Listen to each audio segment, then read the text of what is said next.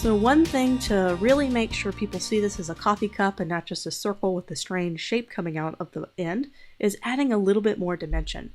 So what I thought we would do is add a little bit of shadow that's cast on the rim onto the cup of coffee. Because eventually I'm just trying to kind of think about color a little bit. I thought about making the center a nice coffee medium brown color. So it'd be nice to have a little bit of a shadow that goes around the rim that's cast so you can see the difference of where the rim is and where the inside coffee is. Just a little shadowing. So I'm going to just go ahead and get an ellipse tool. Just going to draw a circle.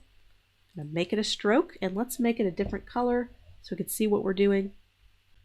Okay, we can add a little bit of coloring here. Let's add a color we're already using. So let's add, just to reduce the overall color count, let's go ahead and use the eyedropper tool and take that color of shade. And I think that's the same shading that's cast here on the handle. Let's make it a little bit thicker. We're just adding a little shadow for the rim that's cast down into the glass. So we could do that, and if we're not happy with kind of how it looks kind of perfectly even, we kind of have an angle, we kind of have a top-down view, but maybe the angle is a little bit over to one side. It's not a totally top-down angle. We can kind of change that a little bit by using the width tool. So we're going to grab the width tool. We're just going to make one side a little bit thicker than the other, which will kind of give it a little bit more dimension. It's not going to be perfectly even. So I'm going to go ahead and click and drag, and see how it just makes it a little bit thicker on one side. Okay, so you see it's a very kind of small change I made, but it gives it a little bit more dimension. It looks like the angle is just 1 or 2 degrees over from top down, kind of gives it a more natural appearance. And plus it gives us a chance to have another little border here to differentiate from the coffee that's going to be inside the cup. And let's say at any time I'm like, I really want to make that mug thicker.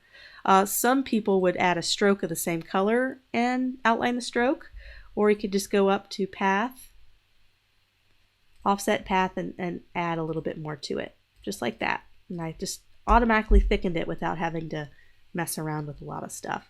Right, so now I'm just going to mess with spacing a little bit and just kind of make sure there's enough spacing between elements. And we can even check on our grid. We're going to be using grids a lot in the rest of the class, and making sure there's the same distance between the C and the G and then the C and the outside of the cup, just to have consistency with spacing and to kind of have a uniform look with that. And we could do that on the grid. We can also do that by eye, by just kind of drawing a rectangle here and just kind of seeing the spacing here and making adjustments. This is not a scientific way of doing it, but it kind of helps with nudging it over just a little bit to make sure that that spacing is matched. And so we can always pop in the grid at any time to do that, but we're going to do that after we're kind of done with concept time, because we don't need to be perfect right now. The client hasn't even approved some of these yet, so we're just kind of getting the rough idea together so we can send it in for approval.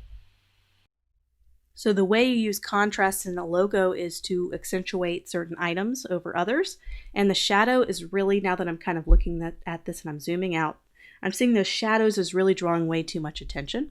So I'm just going to simply take everything that's that shade, and I'm just going to lighten it just a little bit, just to have a little less contrast between the shadow and the mug. So you have a little bit more contrast, or a little bit more focus on the C and the G. So just continuing to find ways to improve the logo in terms of making it as simple as possible, and also making sure colors aren't too harsh, and then that they do have high contrast in areas where you want a lot of attention and focus, which would be the C and the G. So now that we have the C and the G, people need to know what that stands for. So let's go ahead and write our typography out, our coffee guild. I'd like to go back to our concept and have it written just like that around the edge, so we can go ahead and do that. So we're going to use the type on path tool. We're just going to grab our ellipse tool, flip that to a stroke so I can kind of see where the type is going to go.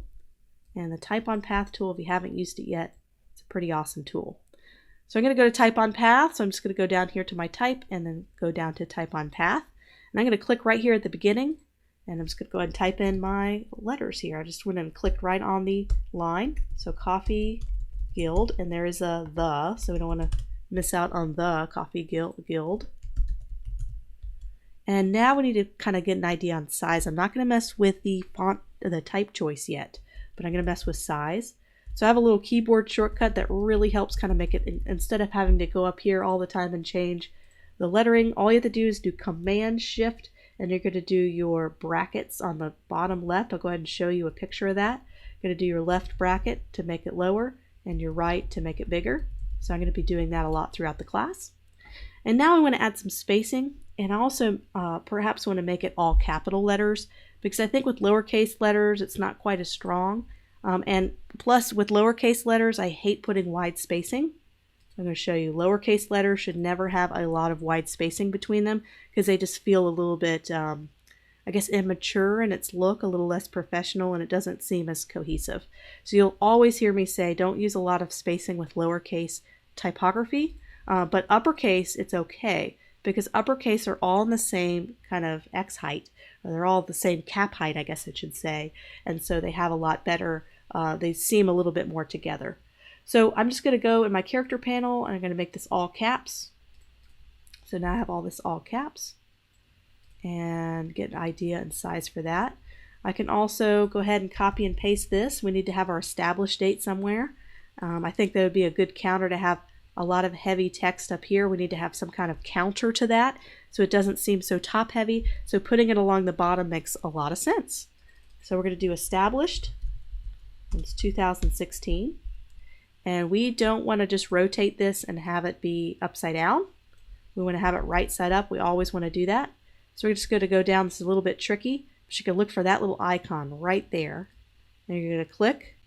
You're going to click and hold, and it's going to, sometimes it gets a little funny.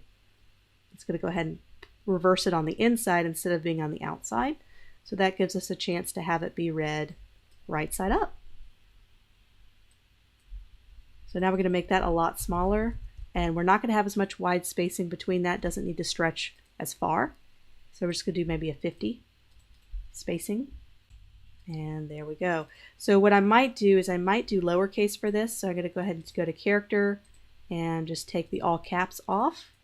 And what's great about when you do font pairing and you put together different font and typefaces, it's always good to have contrast. So right now I'm going to have this really all caps typography, and then down here could be lowercase, just kind of a way to mix it up a little bit so everything is easily separated and read as separate items.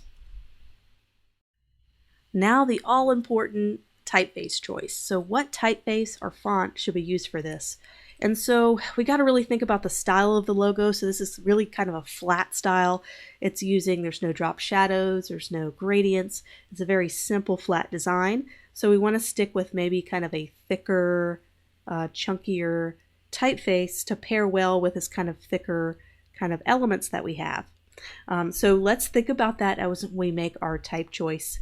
So this is Helvetica, and let's go ahead and make this a similar gray so we can kind of see it in that final shade. And we could just cycle through several of these to get an idea.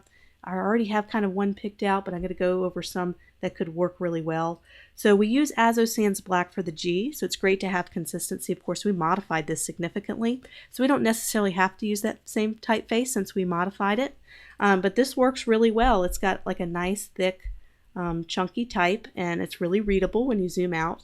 That's why I really like thicker type choices, especially for seals when the type is not as large as it is when it's the main focus point of the logo. So it's nice to have that nice chunky font. So that's a great choice. There's ones that have a little bit more character to them that we can try. This is a slab serif, so it's got kind of these slabs kind of coming off of the type. And so with slab serifs, this can work really well to add a little bit more character to it. And of course, scripts in all caps, it's going to be really hard for that to be read, so that's not going to be a really good choice. When you zoom out, you lose it. You lose kind of that thinner type choice. This could be kind of elegant. It's a little bit thicker. You can always use a bolder weight if you're going to use kind of a serif typeface, but it makes it a little bit more professional and high-end. It kind of, anytime you use a serif, it just looks more high-end. So if that's kind of the look you want to go for, you know, that could, or you got to kind of think about your logo target audience. This is where we think about the client, what's going to resonate. And this is going to be millennials who are going to come and work and use this as a working space. You know, I really want to use a more contemporary sans serif typeface. So that's what I'm kind of thinking about when I'm picking the typeface out.